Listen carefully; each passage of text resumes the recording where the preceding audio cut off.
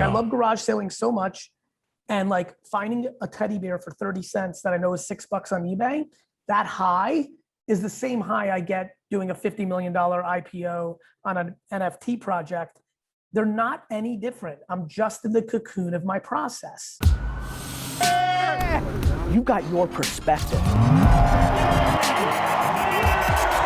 just want to be happy. Don't you want to be happy? Gary, what's up? It's good to see you, man. Life's good. It's good to see you too, bro. Yeah. So the podcast is all about well-being and kind of how successful people take care of themselves, their journeys, and how they take care of themselves. And I really wanted to dive into that with you because you're always seemingly running at 1,000 miles an hour. Like, how do you look after yourself, your mind, your body when you're doing everything that you're doing?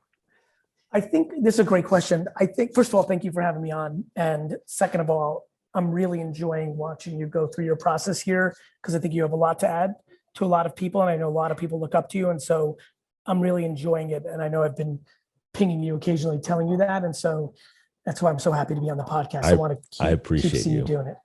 Thank you. Actually, it's really interesting, actually. I think I have a little bit of, I actually know this is going to be a breakthrough for some people. I think most people are in tactics on this one. Yeah. Not, religion. So what I mean by that is, the reason I am in such a, I would call it fairly anxious free, especially when you consider what I'm up to, very happy state, is because I fixed the well, not the sink. I'm in religion, not tactics. Here's what I mean by that. It is more fun to me to run a business and start a business than it is to go golfing or water sports at a lake or tennis or the movies. It's why so many people that work with me are my friends. My actual happiest place is in business creation and operations. So you've really found your joy.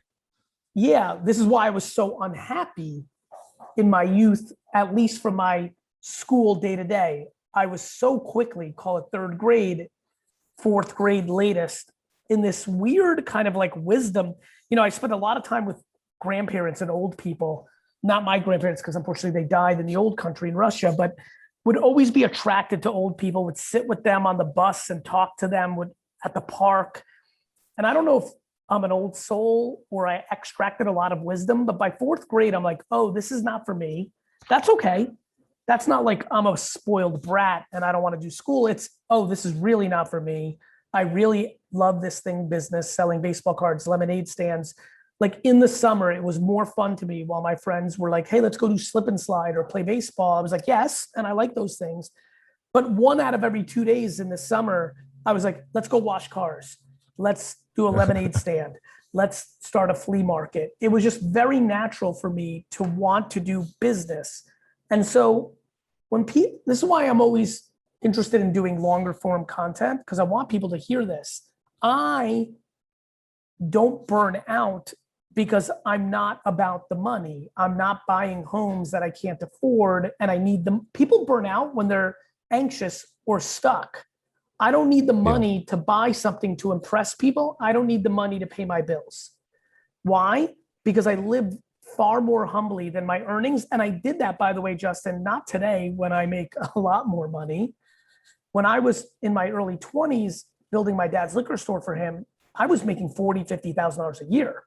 But I lived in a fucking $1,400 apartment and then basically did nothing else. Like literally had no other expense. When you don't go out, when you don't buy stuff, when you don't need $800 sneakers, when you don't need to go to Coachella. So, and by the way, there's nothing wrong with all that stuff. And I want everybody to enjoy their lives, but I was so self-aware that, and so the answer to your question is, I'm doing what I love every day. Truly, not some fucking, bullshit like love what you do. You'll like, love what you do. You never work a day of your life. there is no bigger poster child for that than me. I genuinely like what I do every day more than every alternative besides the thought of like spending time with my family who's not in my business. Like, I love that about, that's why I have a business with my dad and my brother. Right. And like, why I even have thoughts of like, can I do something with my sister? It forces me to spend more time with them because this is my playground that I want to be in. I love going out to dinner with them after work. I love the weekends. I love vacation. I love all that. I love family time, but I don't think people burn out because they don't have enough family time. I think they burn out because they have this very poor relationship with the money they're trying to extract out of their career or business, and how they spend their money in their life and what they spend their money on. Yeah, Go ahead. That really resonates with me because I think, I was in that place, for most of my career where I was trying to do everything for external reasons, right? Extrinsic reasons, to make money, to be successful, to be somebody. And that was a huge struggle for me. And I was doing things that I think a lot of people on the outside would probably say like, oh, he's probably having a great time. But I wasn't, wasn't intrinsically motivated. And so it was like such a struggle for me. What's funny about it is it was a struggle from the way you put your head on your pillow at night, but it was a driver to some successes you've had. And I've been fascinated by this. It was something I started saying 5 or 7 years ago. How you make your money is more important than how much you make. And what I noticed was, oh shit, the people that achieve either look like me or the bizarro reverse version of me. I'm so internal. And Justin, it is so crazy how out there I am. I guess actually this will make sense.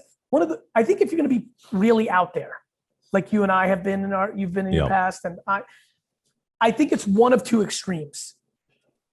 It's you are really out there for external validation, and that's oxygen. But I don't think that's sustainable because it's an unhealthy relationship with the world because they can tear you down. Or mine. Yeah. You're in such a cocoon that you fear nothing from the outside, so you can put yourself out there because when they say you suck or they don't think you're successful, you actually can't hear it, which is cool because when they tell you, when you're on the other side of it, which is I'm starting to swim in that lake, you're the best. I mean, people say crazy things to me. Yeah. Like I'm incredibly overrated in a small group of people's minds. And I'm incredibly underrated, I think, in the masses. And and what's cool about that is when you're in a cocoon and can't hear it, and you're just about you and your process, the booing doesn't hurt and the cheering doesn't feel good either. And by that, you're just in silence of your own shit. It's like, for example, the way I feel being GaryVee or building big businesses or being successful is really no different than the way I feel like when I'm garage sailing on a Saturday. Like I love garage sailing so much, and like finding a teddy bear for 30 cents that I know is $6 on eBay, that high is the same high I get doing a $50 million IPO on an NFT project. They're not any different. I'm just in the cocoon of my process. That's so powerful. How did you get in that cocoon or like discover that for yourself? I think that's probably the biggest driver on the back of GaryVee. I think I am driven. The reason I think I became so public in hindsight is two reasons. One, I knew that what was going to happen with social and like the internet. I feel like you did too. And like, we can go back to those 2006, 7, 5 days. Like there was a group of people that inherently understood. Yeah. I had this insight that it was like, people want to follow people, right? That was the kind of impetus behind Justin TV. And you really took it and ran with it. I remember thinking, oh shit, this kid, I have goosebumps. I don't know if you can see them. I remember exactly what I thought the first day I saw it. I'm like, oh shit. I was already friends with Justine, right? Yeah. Justine and all that. And I was like, so the Justin thing, I just remember exactly how I feel. That's why I just brought up on Justine. Big shout out to her. I was like, oh, this dude is going to live a very literal version of what I know I'm about to do in a very different version, because you probably know this as well. little bit of the difference is I keep my private life very, I kind of, but it was still the same thing to me. And I remember thinking how brilliant it was. And then like as a platform, and obviously you had all the evolutions of it to your success. The answer is, I think I became GaryVee in a lot of ways because I felt gratitude and guilt, both. Yeah. They were almost even.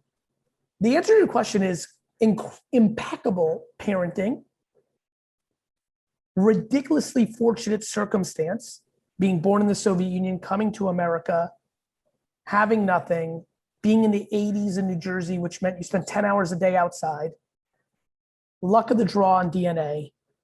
Then I had, not only was I given the ingredients with my chemicals, but then my mother was the best chef of all time with emotional intelligence and accountability.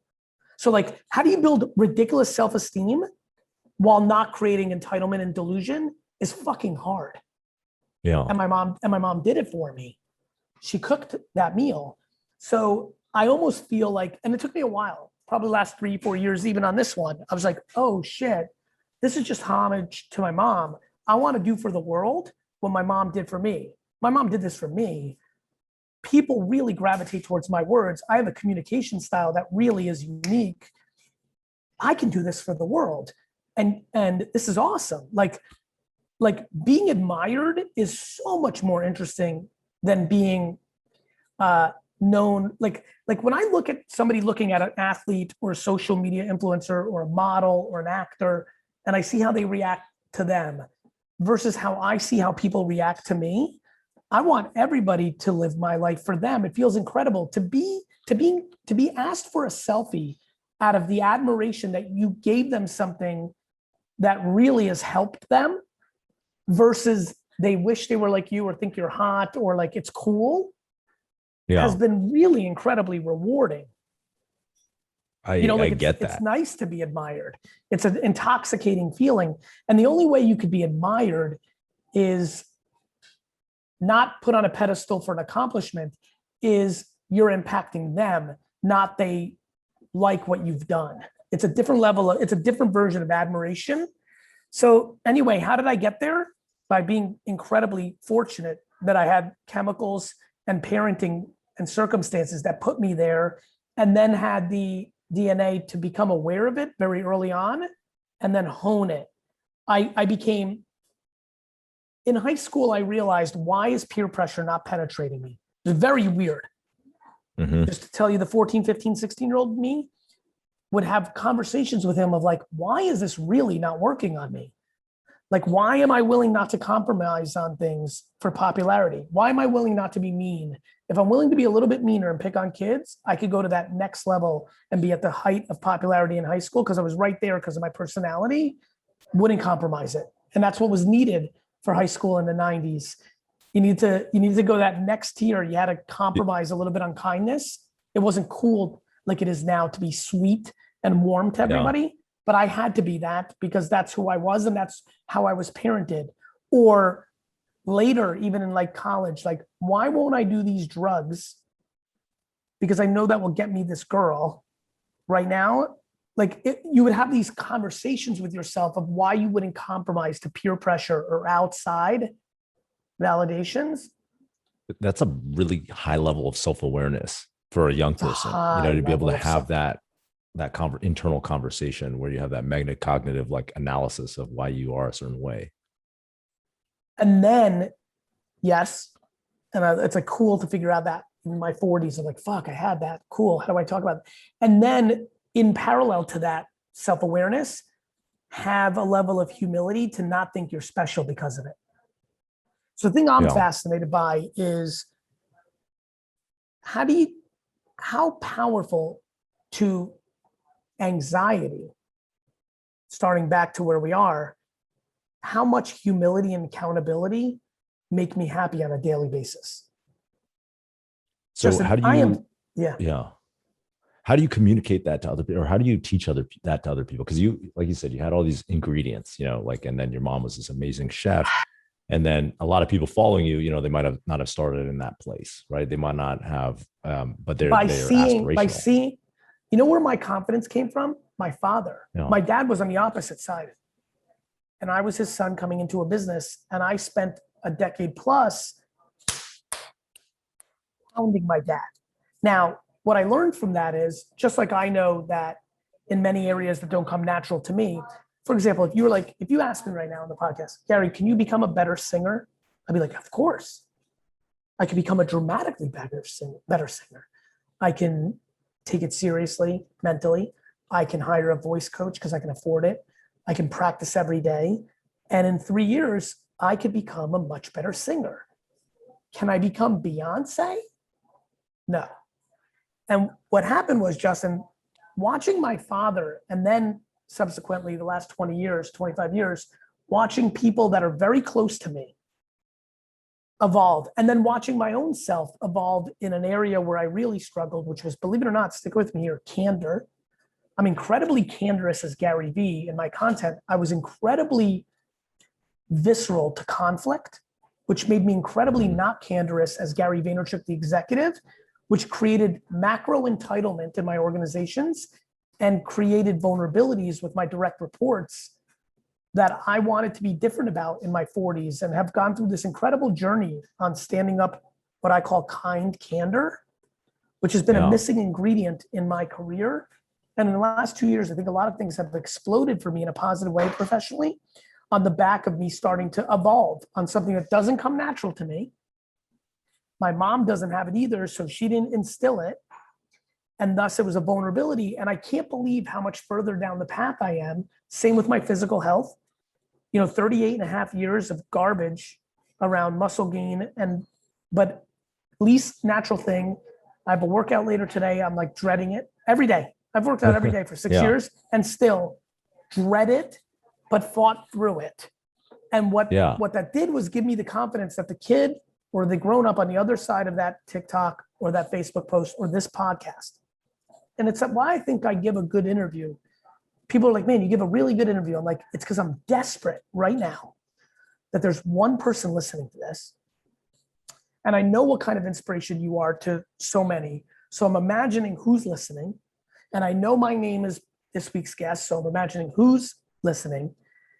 And what I'm trying to do here in our 45 minutes is, can I get one person to self-reflect, to become a little more self-aware, to feel a little less scared to tell themselves the truth, and then move them, right? And so, and to me, it actually comes from the following. There's been a thing that I've been saying that's really resonating, because one of the things that makes me me is I'm an anthropologist. I read comments at scale on culture. I've read 150 comments this morning on the Delta virus, the Delta variation of the coronavirus. I didn't read the CDC or BBC or Reuters article about it.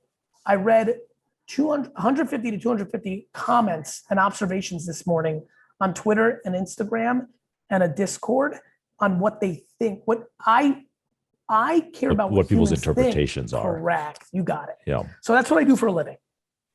So I do that with my own feedback. So something I realized that has really hit, that I'm going to land right now, and I hope this helps somebody. When you realize that when you're lying to yourself and you're trying to hide something, that if you're really good at it, you're going to trick 98% of the losing players on earth, the other insecure. And I don't want to call them losers, but other people that are not as emotionally intelligent. One thing I've told a lot of friends when they're faking the funk, which means when you're faking it, you're anxious. Yeah. Right? You're subconsciously always waiting for the imposter syndrome to get cloaked. And what I've been trying to tell people is look, you're only tricking the other insecure and unhappy. When you're tricking, you're actually losing with the 2% that you want to win with. Yeah. Yeah. People that truly confident can see through that. Correct. And so there's a lot of kids doing damage to their personal brand. And by the way, all that personal brand is the slang term for reputation. Yeah. A lot of people hate that term. And I always laugh. I'm like, what about reputation? They're like, I like that term. I'm like, good. Don't call it personal brand anymore. This is just reputation at scale. And so, so how do I think about it? I think about speaking to its truth, engaging with people, suffocating excuses, Trying to really, I work on a lot of my people I most care about of please, please, please don't point fingers. Please point thumbs. If you can get into looking at yourself, when you feel somebody else is in control, you're super vulnerable. And when you're in the index finger game versus the thumb game, you're extremely vulnerable because then you don't feel in control. And when you don't feel in control, you feel helpless or manipulated. And it's a really sad state. When you give up your agency and you're saying like the world is happening to me instead of like I'm in control of my own experience. Because there's nothing more true to me than believing the world is how you see it. Because I have two very distinct sides of my family. One is grounded in cynicism and one is grounded in optimism. And that extremity, and by the way, extreme on both sides. I wouldn't call the optimism delusional, and I wouldn't call the cynicism blind, but my family's family tree is pretty close to blind cynicism and delusional optimism. And that's how I think I became me. Right? Speak more on that, yeah. I have an extremely optimistic mother and an extremely cynical father.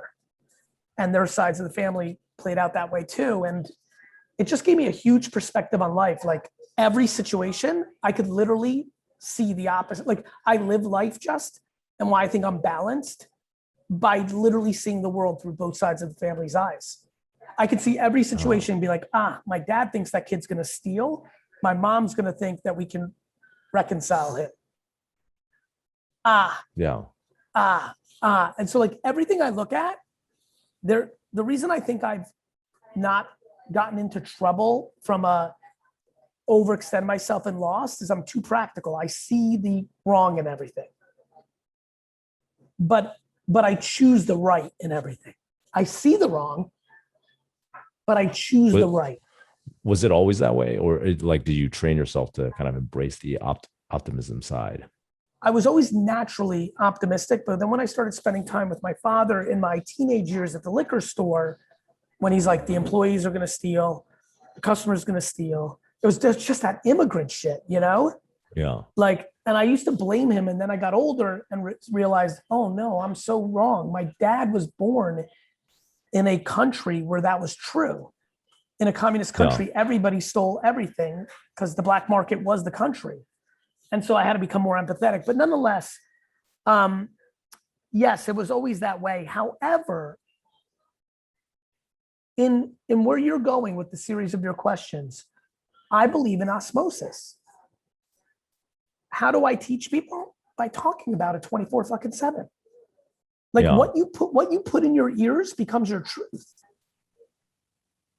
For sure. So actually one thing I wanted to touch on that you talked about just now was, you're doing a lot of things that you don't like, right? Like that, like working out every day. You worked out every day for 6 years and you don't even like working out that much, right? Or embracing that feeling of, kind of being candor in your personal life or, behind the non-social media life, right? Like, when it sounds like maybe in my one-to-one versus, candor's easy when I'm talking to the world because I'm not talking to an individual human. Right. Like, be accountable. Stop taking, like my favorite one, stop taking money from your parents in your 20s and watch your life get happier.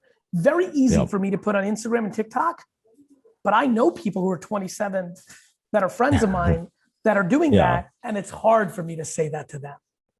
Right. Because there's that conflict avoidance, that's kind of natural.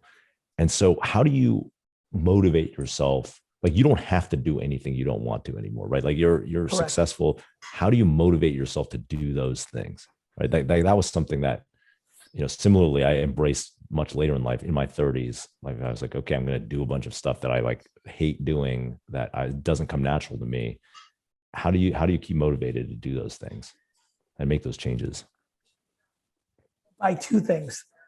By doing them around the things that are important to me, that are logically important. So like I always say, if I brought 1,000 people into the room and asked them the following question about me, hey, do you think it's a good idea that Gary ate better and worked out every day versus what he's doing, which is he's not? I'm going to lose 1,000 to 0. Yeah. And the market is always right. As much as I want to trick myself, that's that. So that, like, there is no doubt. I don't want to live with regret, Justin. Regret scares me. And even though working out doesn't come natural, I know at 68, 72, and 79 that it was too on my mind and I was too woke to it, that if I didn't do anything about it, that I would really sit with regret. Yeah. And I didn't want that. I didn't want the last 20 years of my life having that pit in my stomach that the fuck was the matter with me? Of course, well, that excuse that I didn't have time, I was too, but that's full of shit. You have enough time for everything. So I just pounded myself with that combo until I finally figured out my unlock. And by the way, on the record for other people that have been fortunate enough to be able to afford this, mine was I'm more accountable to others than I am to myself. So I hired a full-time trainer who's just for me, travels with me, is my guy. That's his career. And now I don't want to let him down. I don't want to let Mike Vacanti down. So it made it easy. Number 2, just is, again, who I am as a man. It was too obvious to me that if I asked 1,000 people and said, you've watched my whole life, was I right in this situation with these 57 things I can think of? 900 of them would say no. And that killed me because I love my emotional structure. And so what that was grounded in, Justin, was, is it okay to say to Justin, who was my direct report, everything's awesome, you're going to do it, try to build him up, and then out of nowhere, say you're fired because I wasn't able to give him critical feedback along the way, and then blame him for not picking up on the social cues. And the answer is those 1,000 people would have said, 900 would have said, you're wrong. 100 would have given me the excuse I had, which is he was delusional, he deserved, right? And once I realized that, I said, I can't do that. I have to change that. Oh shit, I have a problem with candor. It's hurting me in all facets of my life, except GaryVee. That's why everyone loves him. Fuck, I need to do this. And I started chipping away at it. And it's still hard. It still does not come natural. As a matter of fact, I'm writing a new book called 12 and a half. It's coming out in November. It's called 12 and a half. And it talks about, I use the analogy in this podcast, so I like that you picked up on it. It's basically the 12 and a half ingredients for business success. And the reason it's 12 and a half is kind candor is one of them, but I speak to that I'm only halfway there and I only have 12 and a half of the 13 I need right now. Yeah. And I'm very self-reflective. And I tell everybody else, look, you might not have it on ambition or accountability or empathy or patience or kindness. That's okay. We're all in our journeys, but do not dismiss them because they are true. I love that. So many of the things that you are doing, like the book, all the GaryVee stuff. It's like that's content creation, being out there, kind of creating this admiration, giving people advice that can change their life. Like, do you like that? Like, how does that sit between that and your business? It seems like you really truly love business. I like the business more. Yeah. As a matter of fact, VeeFriends, my new NFT project, in some way subconsciously is being built for me to be less GaryVee. Okay. What I mean by that is GaryVee is my vehicle to leave these good things into the world that I know I have in my soul. VeeFriends, Empathy Elephant, Patient Panda, Perspective Pigeon, is me now transforming from being Hulk Hogan to being Vince McMahon. So I believe I'm actually in the year, or within the 6 months of something that I will look back on as a transformative moment in my career, where I went from being Hulk Hogan, the star of wrestling, to being Vince McMahon, the architect of the star of wrestling, and still known. People know who Vince McMahon is. It's not like I'm going into the cage, but I'm going from being Mickey Mouse to becoming Walt Disney. Yeah. People know Walt Disney, but he's not Mickey Mouse. I have a lot of passion for these beautiful human traits. Like when I tell you my passion to make Accountable Ant, which is the character I did for Accountability, like big, like Kid Robot, like Smurfs, like Scooby-Doo. Like I want Accountable Ant to be like fucking hot.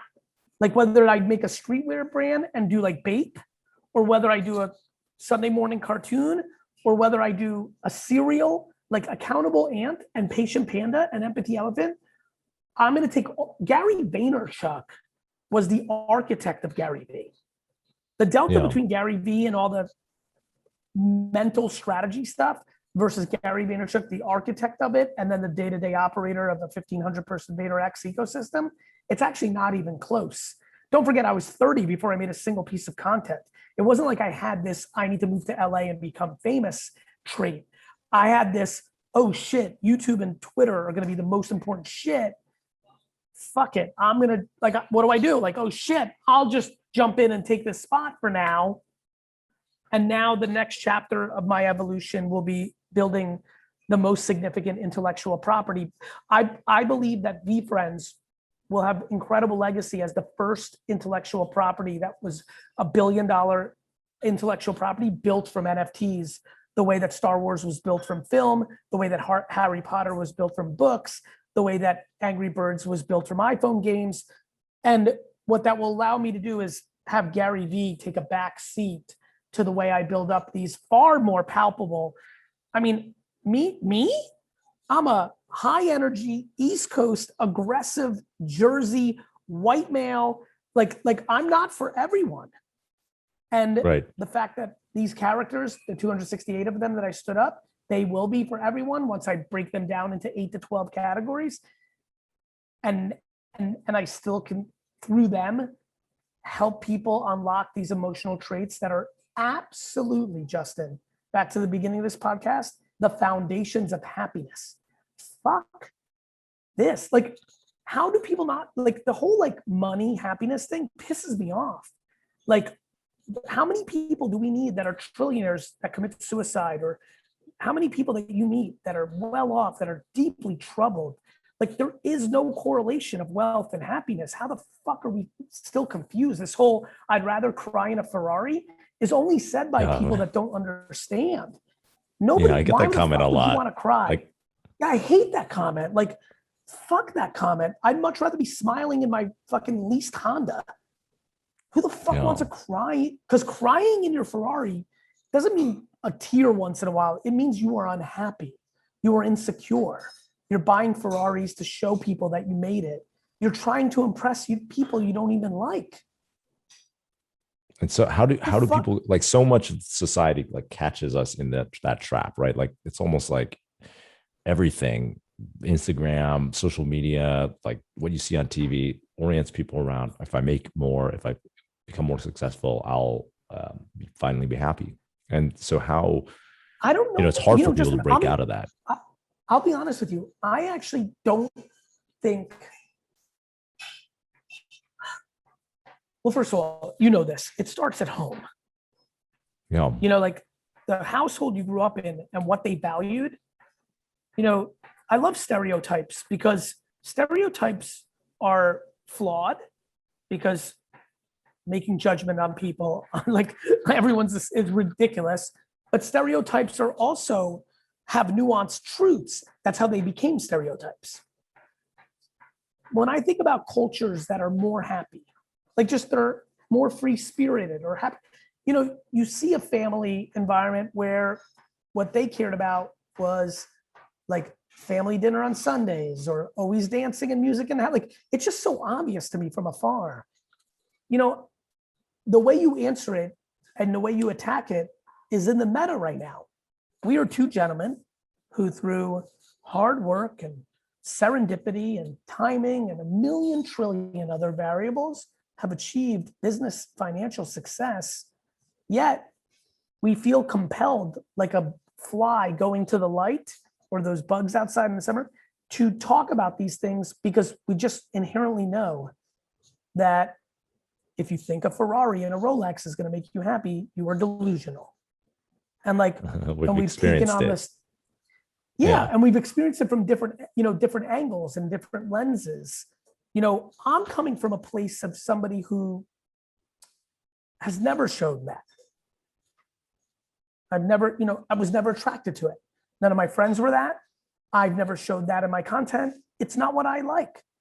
I also feel like I over demonized it. I've had a couple friends who really like a good Lambo or a watch. and they get tiffed or they disagree. And I'm like, you're right. I actually say I'm wrong. I'm like, you actually, like, I've heard you talk about that watch. You spent 4 hours talking about the breakdown of how it works and the craftsmanship. But the reason I say it is because 97% of people do not buy Rolex for its craftsmanship. 90%, Exactly. 85, whatever number you want to use. And so I think it's important to teach the kids that, and not even the kids, the 60-year-olds, because it's never too late to change. So I just think it's the meta. I think you just try. We choose what we're about. We choose what we talk about. I choose to talk about the fact that I think kindness and empathy is cool. I also think that accountability is required because so much of our issues is that we're in a culture now of trying to convince others instead of convincing ourselves. I don't think shame works. I don't think, No. I don't think fear works.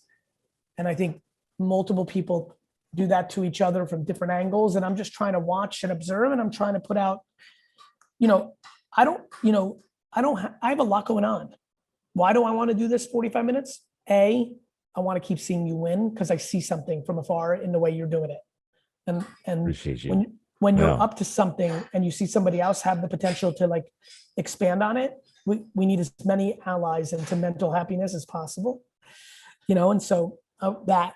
But number two, it's because it's me living the answer to your question by allocating time. Time is my biggest asset. And for me to allocate 45 minutes to talk about it is me doing what you asked, which is, I know I have a platform right now.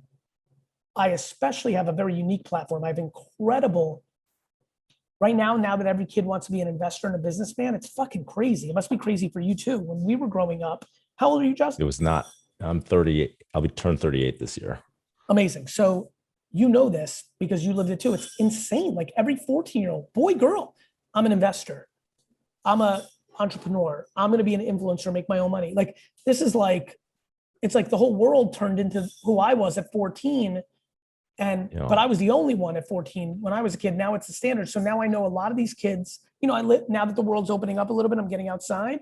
There's been a lot of growth even in the last 18 months. Like I walked by a gaggle of 15-year-olds that like, they start losing their mind. And I'm like, oh my God, this is getting crazy.